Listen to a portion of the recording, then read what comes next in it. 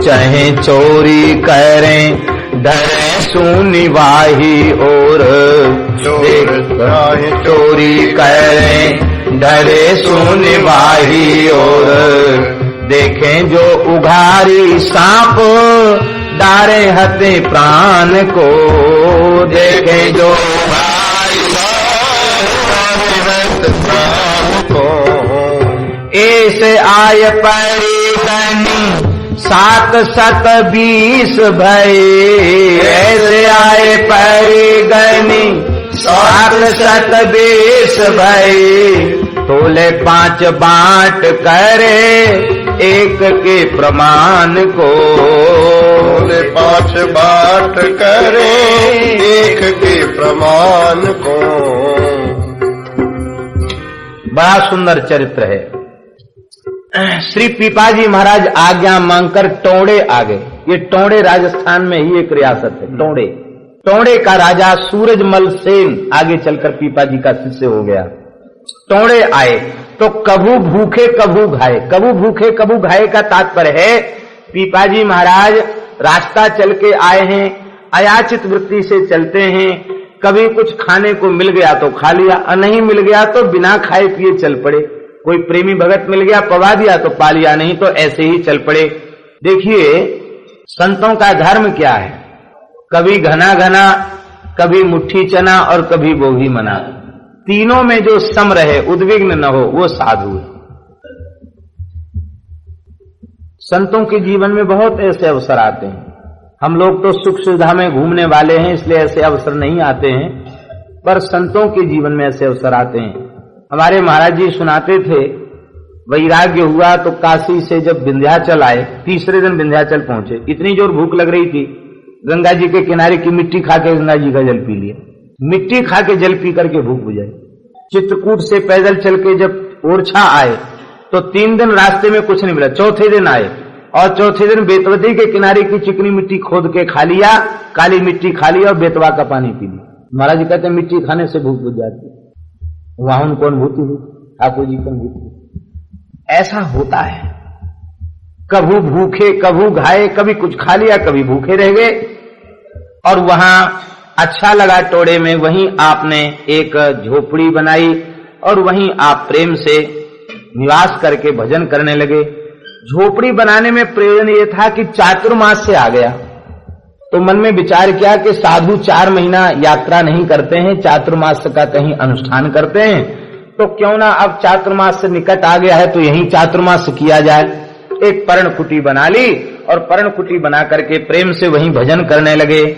एक दिन की बात है, आप गयो औचक ही दाम पाए गयो हो स्नान को। आप सरोवर में स्नान करने के लिए गए तो पुराने साधु कमंडल रखते, खंती रखते थे। खंती एक हथियार होता साधुओं का, लकड़ी का बेट लगा रहता है, आगे ऐसा उसमें भाला जैसा होता है चौड़ा, उससे मिट्टी खोदते हैं। क्योंकि एक बिलांद धरती में गड्ढा खोद करके उसके नीचे की मिट्टी निकालकर शुद्धि करते हैं। शुद्धि का संतों में विधान कितना है, शास्त्र में लिखा हुआ है। शुद्धि मिट्टी, पर्याप्त मिट्टी से शुद्धि करनी चाहिए। एक बार में एक पके हुए आंवले के समान मिट्टी एक बार में हाथ में लेना चाहिए। 10 बार मिट्टी इस हाथ में लगाना चाहिए, बाएं हाथ में, और 7 बार मिट्टी दाहिने हाथ में लगाना चाहिए। 5 बार मिट्टी दोनों हाथों में मिलकर लगाना चाहिए। 3 बार जलपात्र को मांजना चाहिए। पैर में 2-2 बार मिट्टी लगाना चाहिए। इस तरह से मिट्टी का विधान है। ये तो गृहस्थ के लिए विधान है, और विरक्त के लिए मनुस्मृति में लिखा है इससे 4 गुनी मिट्टी का विधान विरक्त के लिए। मिट्टी मिट्टी लगाता रहे दिन भर। अब तो ऐसी स्थिति आ गई है कि लोगों के मकान ऐसे बन गए कि वहां मिट्टी लगावें तो उनके तो सब नालियां चौक हो जाएं, कहेंगे अच्छे बाबा जी आए, सब मकान खराब करके चले गए। पर शुद्धि जो है वो मिट्टी के स्पर्श के बिना नहीं है। आज परिस्थितियां हैं सावन लगाने की, सावन लगाना चाहो तो लगाओ सावन, किंतु शुद्ध मृत्तिका का स्पर्श जरूर, थोड़ी मिट्टी जरूर लगाना चाहिए। उसके बिना भगवान की कोई सेवा करने की पात्रता नहीं है। मिट्टी से ही शुद्धि का विधान है, सावन से शुद्धि का विधान नहीं। अब तो लोग कहते हैं पढ़ाते हैं, सुन हमने तो नहीं पढ़ा पर लोग सुनते हैं कैसा पढ़ाया जाता है कि मिट्टी में कीटाणु है, मिट्टी से हाथ नहीं धोना चाहिए, सावन से ही हाथ धोना चाहिए। मृत्तिका का स्पर्श आवश्यक। वो मिट्टी खोद रहे थे, कान पर जनेऊ चढ़ा हुआ, मत्थे पर कपड़ा बंधा हुआ है, शुद्धि के लिए मिट्टी खोद रहे थे। तो उसी समय खोदते खोदते कई घड़ा निकल आए, एक घड़ा दो घड़ा नहीं, कई घड़ा निकल आए। मोहरनी भाड़ो भूमि गाड़ो देखी छाड़ी आयो। हम लोगों को मिल जाए तो उखाड़ लावे, और श्री पीपा जी को मिला तो अरे राम राम, आज सवेरे सवेरे क्या माया का स्पर्श हो गया। वो वहां से हट गए। छाड़ी आयो छोड़े आए, दूसरी जगह से मिट्टी खोद करके आपने शुद्धि किया, स्नान कर लिया, और स्नान करके रात्रि के समय कथा कीर्तन होता था, सत्संग होता था। सत्संग के बाद आज सीता सहचरी जी ने पूछा कि प्रभु आज आप बहुत प्रसन्न नहीं दिखाई पड़े, दिन भर से कुछ उदास जैसे दिखाई पड़े, कोई विशेष कारण? बोले देवी क्या करें, भगवान की माया बड़ी प्रचंड है, लगता है ये माया देवी कोई न कोई विघ्न कर रही है। आज सवेरे सवेरे गए थे स्नान के लिए, मिट्टी खोदे तो घड़ा निकल आए, उसमें बहुत सोने की मोहरें थीं। सीता सहचरी जी बोली निश्चित ही ये अनर्थकारी बात है, सवेरे सवेरे अर्थ का दर्शन होना बहुत अनर्थकारी है। हमको तो सवेरे सवेरे कोई भेंट दे जाए तो हम कहते आज बहुत अच्छा दिन है, सवेरे किसी ने भेंट दी है तो इसका मतलब दिन भर भेंट मिलेगी। पर सीता सहचरी जी कह रही हैं कि ये बहुत अनिष्टकारी बात है जो सवेरे सवेरे धन मिला। तब ऐसा कहीं निशितिया बोली जावो सर आन को, अब उस सरोवर में हम लोग स्नान करने नहीं जाएंगे, अब दूसरे सरोवर को खोज लो, वहां जाएंगे जहां धन का संपर्क हो, धनिकों का संपर्क हो, वहां से विरक्त को दूर ही रहना चाहिए। ये तो बातचीत कर रहे थे, और गांव के बाहर जंगल में ही इनकी झोपड़ी थी, और पीछे झोपड़ी के पीछे पेड़ के नीचे बैठकर चोर चोरी की मंत्रणा कर रहे थे। कान लगा के सुन रहे थे क्या बातचीत हो रही है। कहने लगे बाबा जी बड़ा मूर्ख है, मोहरों से भरा हुआ घड़ा मिला, छोड़ के चला आया, वाह अच्छी लाग लगी। दूसरा बोला साधु को ऐसा ही होना चाहिए, उठा लाता तो हम लोगों के हाथ कहां पड़ता, चलो चलो चलो जगह तो बताइए, वहीं चल के खोजें। वो चले चोर वहां से, उन्होंने पलीता जलाया। पलीता जानते हैं, ये लकड़ी में कपड़ा बांध करके उसको तेल डाल करके उसको जला देते हैं, मसाल जैसी पलीता जैसा जलाया। जलाकर वहां देखा तो ठीक उसी स्थान पर पहुंच गए, और देखा वो यहाँ गड्ढा भी खोदा गया है, देखा तो घड़ा भी मिल गया। अरे बोले भाई बाबा जी ने तो बात बिल्कुल ठीक कही, घड़ा बंद था, और उस घड़े को जैसे ही खोला, बहुत विशाल घड़ा था, बहुत बड़ा भारी माठ था, जैसे ही खोला फो फो करके बड़ा भयंकर सर्प उसमें से, कई सांप नाग नागिन फो फो फो फो करके निकले। अरे बोले बाबा जी बहुत चतुर है, वो जान गया कि हम लोग पीछे बैठ करके मंत्रणा कर रहे हैं चोरी की, इसलिए हमको जान से मरवाने के लिए, सांपों से कटवाने के लिए बाबा ऐसा कर रहा था, क्यों ना बाबा को ही हम लोग मार डालें। ये घड़ा उसी के घर में पटकना चाहिए। तो धीरे से सांप तो फो करके फिर घड़े में चले गए। तो वो गए, फट से उन्होंने घड़े का मुंह बंद कर लिया, बंद करके बड़ी मेहनत से, बहुत वजनदार घड़ा था, उसको खोदा, पूरा परिश्रम किया बेचारे चोरों ने, और खोद करके बहुत वजनदार घड़ा था, लाद करके वो लोग लाए। कहे आज जिंदा नहीं बचेगा बाबा, आज तो मर ही जाएगा। और वे लोग क्या किए, वो छप्पर पर चढ़ गए, और छप्पर पर चढ़ करके, क्योंकि कुटिया का द्वार तो बंद था, छप्पर पर चढ़े, और छप्पर पर चढ़ करके तेज धारदार हथियार से छप्पर की फूस को और बांस की जो खपचियां लगी थी उनको काट करके छेद बनाए जिसमें घड़ा निकल जाए, छप्पर को काटा। और ये तो अकिंचन महात्मा पीपाजी सीता सहचरी निश्चिंत होके कुशा के आसन पर सो रहे थे, और जैसे उसमें छेद हो गया तो घड़ा लेकर झम से पटक दिया, पटक करके भागे चोर छप्पर से कूद करके। अब वो घड़ा नीचे गिरा, फूट गया, और मोहरें खन खन खन खन खन खन मोहरें चारों ओर फैल गईं। सहसा जग कर देखा तो घड़ा फूटा पड़ा है, और मोहरें चारों ओर बिखरी पड़ी। उन चोरों के लिए वो भयंकर नाग थे, और पीपाजी के लिए सोने की मोहरें थीं। उस समय श्री पीपाजी बोले सीता जी आज संतों की एक कहावत का अर्थ लग गया। कैसे?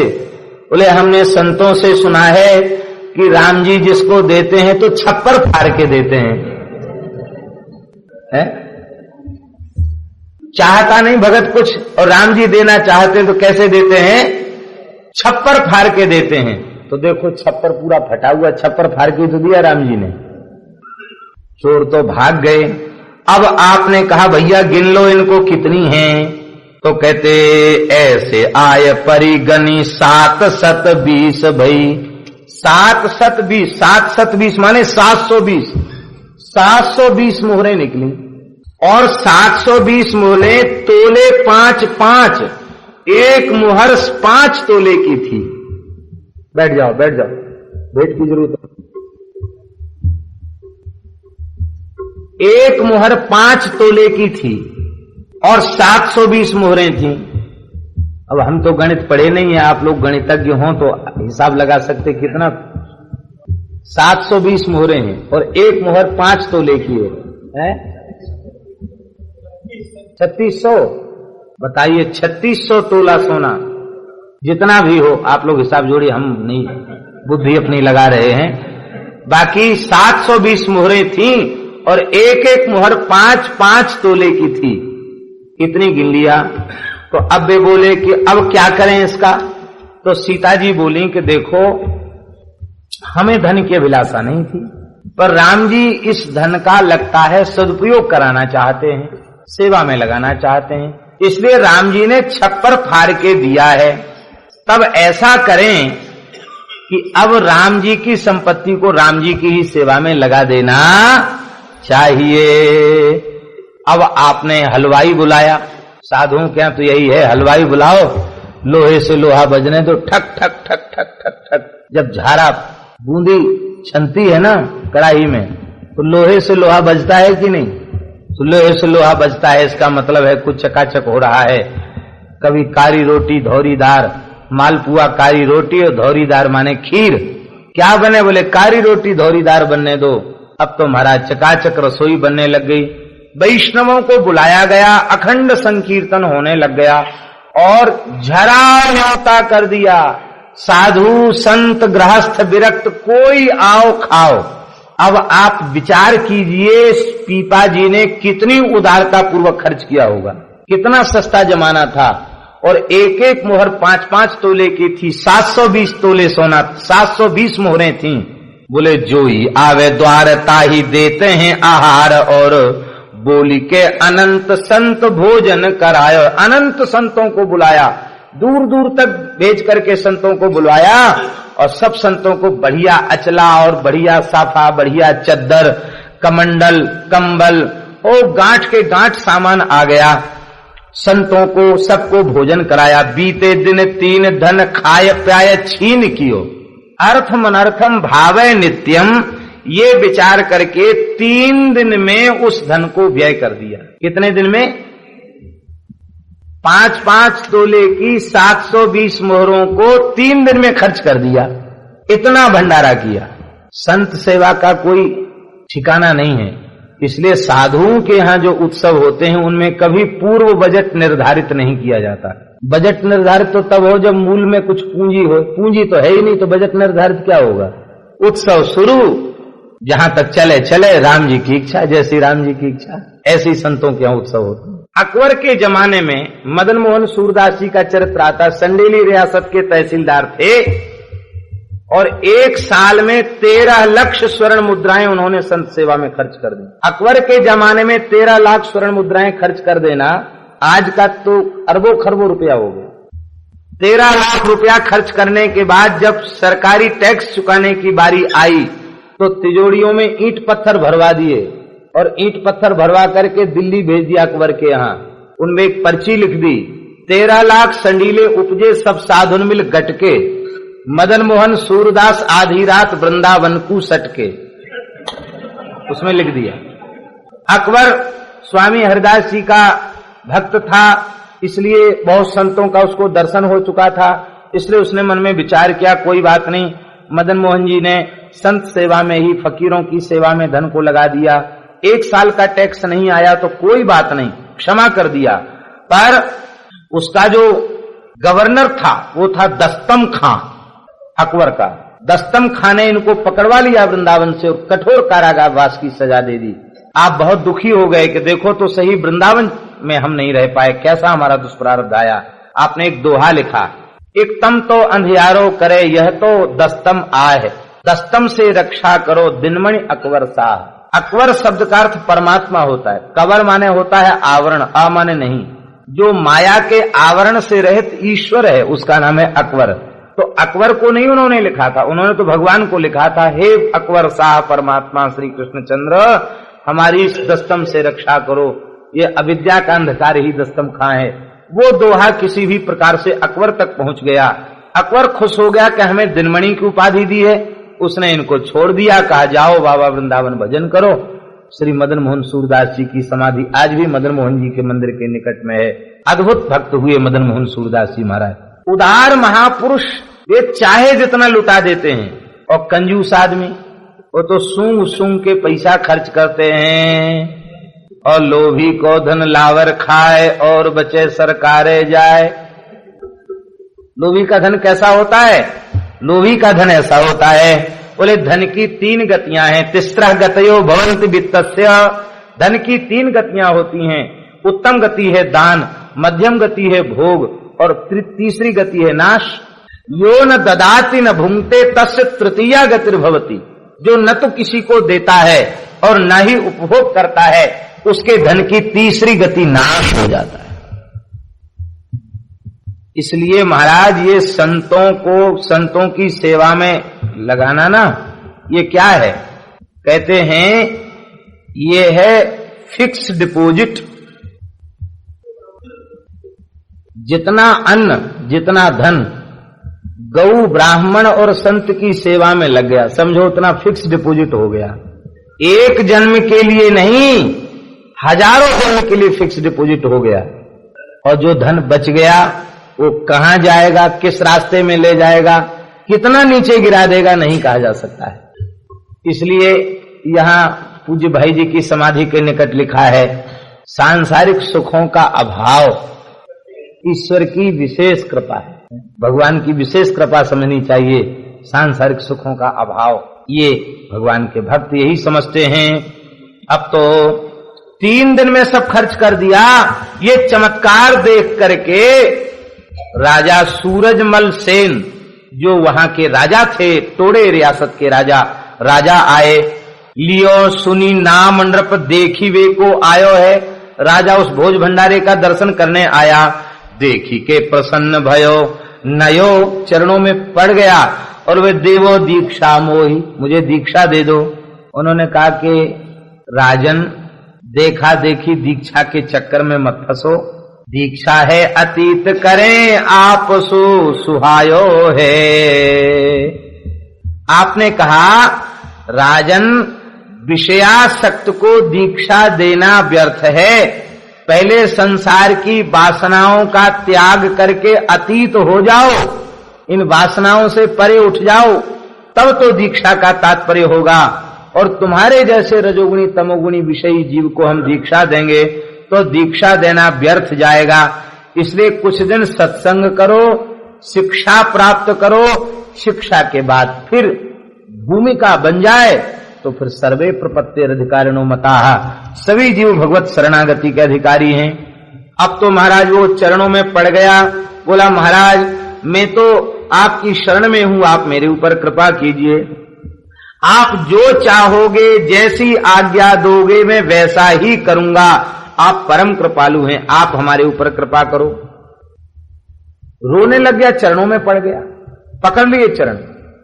महात्माओं का सारा शरीर तो वज्र का होता है, पर चरण बहुत कोमल होते हैं, चरण पकड़ ले तो बस उनका हृदय द्रवित हो जाता है। पीपाजी द्रवित हो गए, पर बार बार मन में आ रहा था कि अभी नई नई भक्ति जगी है। एक कहावत है, नई भक्ति 9 दिना खेचा तानी 10 दिना। नई भक्ति 9 दिना और खेचा तानी 10 दिना। इसलिए नई नई भक्ति ठीक नहीं है, धीरे धीरे सत्संग करो, भक्ति भाव को दृढ़ करना चाहिए। बोला नहीं महाराज, मैं तो दीक्षा दो तभी मैं अपना सिर उठाऊंगा, तो मैं तो पड़ा रहूंगा चरणों, मर जाऊंगा, दीक्षा लो। बोले दीक्षा लोगे, शिष्य बनोगे, मुझे गुरु रूप में वर्ण करोगे? करोगे नहीं महाराज, मैंने तो आपको गुरु रूप में वर्ण कर लिया। अच्छा, शिष्य शब्द का अर्थ जानते हो? हाँ, क्या है शिष्य शब्द का अर्थ? कहते शास अनुशिष्टौ धातु पे शिष्य शब्द बनता है। शासितुम योग्य शिष्या, जो गुरु के अनुशासन में रहे उसको शिष्य कहते हैं, अर्थात गुरुदेव की आज्ञा का श्रद्धा पूर्वक पालन करे उसे शिष्य कहा जाता है। पीपा जी ने सोचा कि बहुत अच्छी व्याख्या कर रहा है शिष्य शब्द की, देखें ये कितना चेला है। बोले देखो ऐसा करो कि तुम चेला ही बनना ही चाहते हो तो ऐसा करो, तुम्हारा जितना राज्य है, खजाना है, संपत्ति है और रानियां हैं, वो सब हमको भेंट कर दो। अब राजा को ये सोचना चाहिए कि ये कैसे महात्मा है, गुरु निर्लोभी होना चाहिए, और गुरु जी ही कह रहे हैं कि सारा राज्य, खजाना, रियासत, रानियां, सब संपत्ति हमको सौंप दो, खुद पकड़ बन जाओ। जो आ गया गुरुदेव, और ऐसा ही किया उसने। संपूर्ण राज्य को स्वर्ण पत्र पर लिख करके पीपा जी के चरणों में अर्पित कर दिया। सारी रानियां और सारा राज्य, सारा खजाना, सारा वैभव पीपा जी को दे दिया। पीपा जी रीझ गए, पक्का है। जैसा हमने कहा था यथावत आज्ञा का पालन किया। करिके परीक्षा दई, दीक्षा संग रानी दई, भई ए हमारी करो परदान संतसों।